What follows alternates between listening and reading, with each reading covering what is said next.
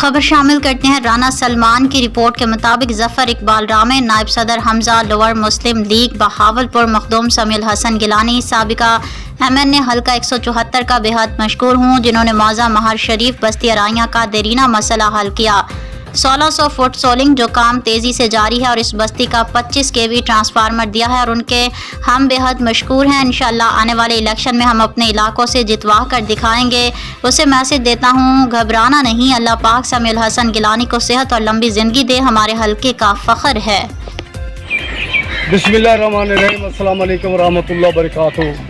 मैं मखदूम समील हसन गिलानी साहब का शुक्रिया अदा करना कि सारा दरीना मुतालबा ही सोलंग का मखदूम साहब ने मेहरबानी की है। 1600 फुट सोलंग 25 का ट्रांसफार्मर दिते। मैं समी से शुक्रिया अदा करना। ये सोलंग लगती पी है मौजा महा शरीफ बस्ती अराइयाँ जफर इकबाल रामे।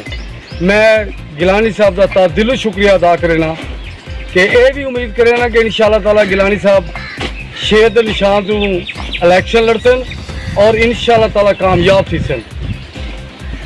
मैं गिलानी साहब को एडवांस मुबारक देना कि तुहाडी इलाके दे विच अल्हम्दुलिल्लाह रेपुटेशन ठीक है, घबराना नहीं।